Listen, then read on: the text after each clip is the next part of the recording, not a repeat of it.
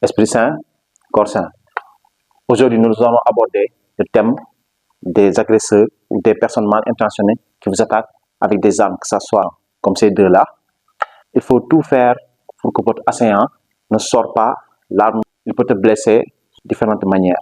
C'est pourquoi, la fuite. Si toutefois tu sens que si tu prends la fuite, la personne n'est pas suffisamment entraînée pour pouvoir t'atteindre, ou que tu aies vraiment un échappatoire très clair. Sinon, vous cédez, vous donnez ce que la personne vous demande.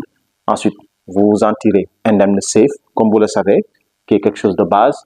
Maintenant, si toutefois la personne est animée par d'autres volontés, qu'elle est là uniquement pour vous blesser ou pour faire encore quelque chose de plus grave et que la personne ne vous donne pas le temps d'appeler les secours, là, il faut que vous preniez les mesures de premier secours, d'où l'utilité des self-défense. Il a probablement le couteau quelque part. Partons dans le principe que la personne n'est pas animée à tout simplement prendre ce que vous avez, mais son but est de vous blesser, de vous faire mal ou voire pire.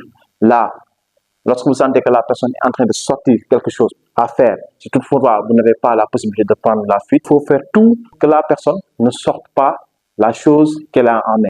Voilà, là, quand ça sort, surtout si vous n'avez pas de bagage de self-défense, ça va devenir très compliqué pour vous. Même si vous n'avez pas appris les self-défense, il faudra quand même un minimum de force, d'où aussi l'importance de faire du sport. Il ne s'agit pas d'attaquer ou de faire quoi que ce soit, parce que si tu attaques, il peut encaisser le coup et te couper. Si tu fais des attaques, tu prends l'option d'attaquer, regarde, voilà. Il a eu le temps de sortir le couteau. Tu prends aussi l'option de vouloir t'agripper à lui, sur du genre, là, tu vois, il a eu le temps de sortir. Donc, l'action immédiate de neutraliser son arme, comme ça, là, concentrez toute votre énergie sur la main qui a l'arme, quitte à encaisser un ou deux coups ici. Mais la saisie est quand même stratégique.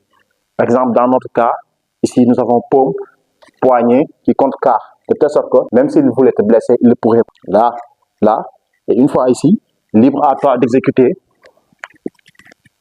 des techniques de self-défense comme celui-ci, torsion, ou bien là, tu utilises le coude, tu fais pressing ici, tu tords jusqu'à le faire tomber, ou bien si tu as des techniques plus avancées, tu peux récupérer l'arme.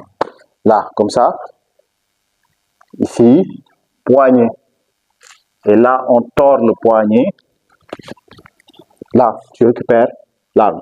C'est des choses très techniques que vous ne maîtriserez probablement pas en vidéo, mais qui nécessitent un coaching. Terminons avec un exemple de la machette, par exemple. Même principe. Une petite différence est que la machette est déjà à découvert. Il faut faire plus rapide. Il ne donne pas du temps. Même principe. Même principe. Hop, tu attaques. Ça, ou bien soit un, là, qui est technique typique pour les sabres. Hop, poignet toujours pour qu'il ne te coupe pas. Là, ensuite, épaule.